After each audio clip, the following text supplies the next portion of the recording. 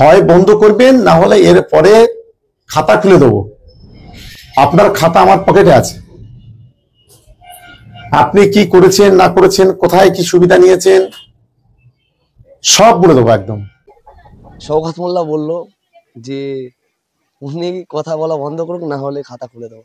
ব্যাপারটা হলো এই, শওকত মোল্লার বিরুদ্ধে যে ব্যক্তি, সে তোয়া সিদ্দিকী হোক আর যেই হোক, যখন সত্য কথাগুলো তুলে ধরে তাকে যে কোনো হালাতে এই শাসক চাপ দিয়ে তাকে যে কোনো হালাতে মুখের কথা না যেন বলে।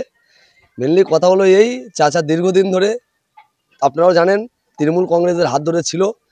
যখনই কাশেম সিদ্দিকীকে দায়িত্ব দিল তৃণমূল কংগ্রেস, তখন চাচা এরে ভাব। তারপরেও আমরা এতটুকু বলতে চাই, ব্যাপারটা হলো এই, তোয়া সিদ্দিকী যদি আজকে নয়, যখন 21 সালে আমাদের আইএসএফ দল প্রতিষ্ঠিত হয়েছিল, যেটা নওশাদ সিদ্দিকী হয়, আমাদের দলের যখন চেয়ারম্যান হয়েছিল, তখন থেকে যদি এই কথাগুলো বলা শুরু করতো পশ্চিমবাংলার মানুষ, তাহলে মনে হচ্ছে এই ভুল দলকে চুজ করে 21-এ সরকারে আনতো না।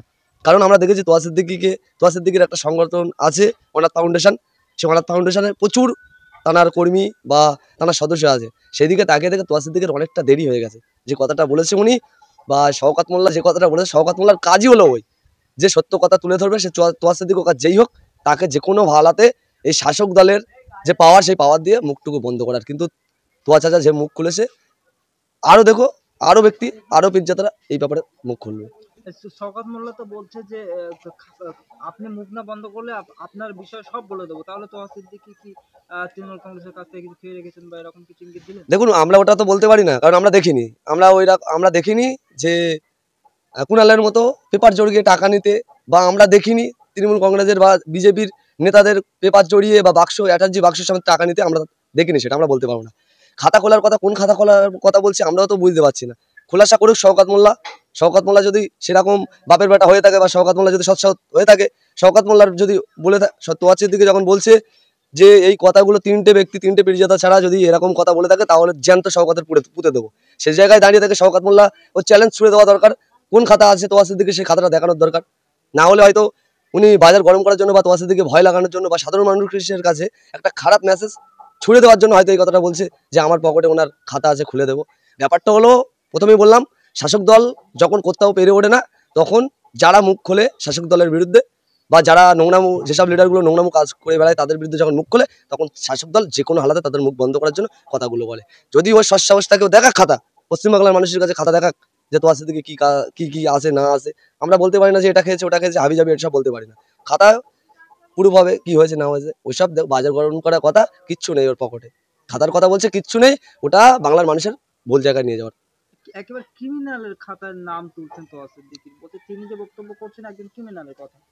দেখুন, যদি শওকত মোল্লাকে ডাইরেক্টলি তোয়া সিদ্দিকী যে কথাটা বললো যে আব্বাস সিদ্দিকী, নওশাদ সিদ্দিকী আর কাশেম সিদ্দিকী, এই তিনটে পীরজাদা বাদ দিয়ে যদি অন্য কোনো পীরজাদাকে এই ভাষায় কথা বলে, তাহলে পশ্চিমবাংলার মানুষ ওকে জ্যান্ত পুঁতে দিত।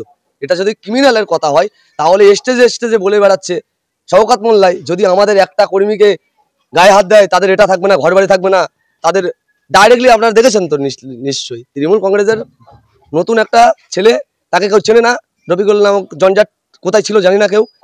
আমাদের একটা মহিলা নিশ্চয়ই দেখেছো, ফোনে কি ভাষায় গালি, এমনকি মার্ডার করার ধমকি। তাহলে এটা কি সন্ত্রাসের খাতায়, বা ও যে শওকত মোল্লা যে কথাটা বলছে তার মধ্যে? মেনলি কথা হলো ওইসব কিছু নয়। ভাঙড়ের বুকে তথা পশ্চিমবাংলার বুকে তৃণমূলের কোনো জায়গা নেই।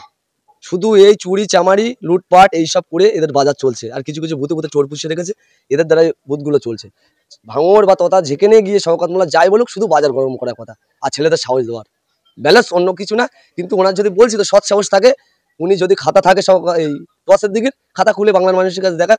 কিন্তু আমার দিক দিয়ে আমি এতটুকু বলতে পারি, ওর কাছে কোনো খাতা নেই বাজার গরম করার কথা। আর দ্বিতীয় কথা হলো তোয়া সিদ্দিকীকে একটা সাইডে ফেলে রাখার ব্যাপার, অন্য কোনো ব্যাপার না। যত বিধানসভা নির্বাচন আগে আসছে, তত চাচা ভাইপোর সম্পর্কটা কিন্তু মধুর হচ্ছে।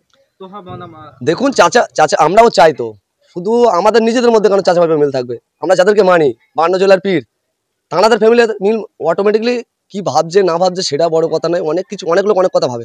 আমরা পার্টিটা করি, অনেকদিন আগে থেকে পার্টি করি, সংগঠন থেকে আমরা উঠে এসেছি। সেই জায়গায় দাঁড়িয়ে থেকে ওদের চাচা ভাইপের মধ্যে কি মিল মহাব্বত আছে আমরা ভালো জানি। ওই শওকত মোল্লা ভালো জানবে না, শওকত মোল্লা ফুটবল যায় কি সেটাও জানিনি।